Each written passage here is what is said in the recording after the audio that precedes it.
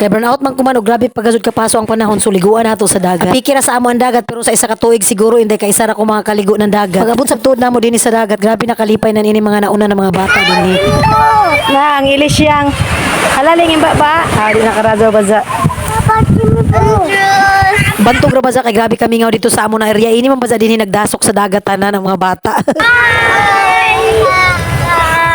Okay, amo may lagi ato tujo na maligo dinhi sa dagat, aw liguan na ta dajon. Gana gazud maligo sa dagat kay mapriskuhan man ka, pero kung grabe sab kasuga pagtung sab ka. Hamok ra ba gazud ang makuha nimo na benepisyo sa tubig dagat. Ang pagligo sa dagat dili ra basta kalingawan sanan pagpatignaw sa ato lawas. Ang asin sanan mga mineral sa tubig dagat natural na maka-exfoliate sa ato mga panit. Pas sabi ni makapadazaw kung saoy mga samad na ato lawas. Ang magnesium sa tubig dagat makapawaya sa binin ang stress. Makawaya stress ug makarelax isab sa ato mga tagbati sa ato kalawasan. No pay taghuyat ni guys, ligo na ta sa dagat.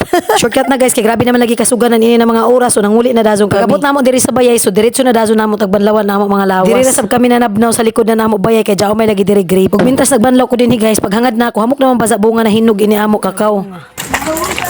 Ay hinog. Hinog na gazud ni kaduha. Ngalakaon.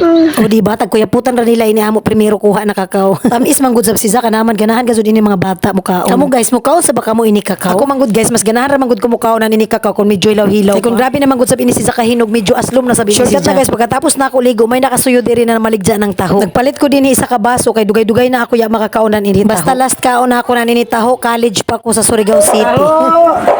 Tag 20 pesos ra sabtuod ang baso na ini taho. Tanawa lang ini duha ka bata guys o nalingaw sila nakigduwa sa ila ate Gia. Syempre na ako ulit tao busy isab nagbughan na ini kahoy. Shortcut na guys kiting paniudto naman lagi ni ng mga oras sumingkaon sa banay ako diri. Napuhan na okra sa nan pinaksew na bulinaw ra tuod sabi na ako sudan ko man. Uno sabi ni okra sa nan ini pinaksew na bulinaw lami man sab gazud parison. Fast forward na guys mga 3 PM ini si Zanan hapon so grabe pa man lagi kapaso so nagpadayag kami nan ini butong sa ako maguyang. Azara sab namo ini si Zakan dili na lamawon. Dili na lamawon kay gastos na sa magpalit na sab gatas o magpalit pa gazud ng ice. Sure sabak ko na way azamoy ice ko man kay burnout man lagi entero adlaw. Yaot man sab kanon ang lamaw kun dili ko tignaw. Bitaw guys hindi uno sab gazud ini butong bisan niya azamoy timpla lami mga gazud sa Zakan. O dinira kan taman guys salamat sa pagtan-aw. Bye.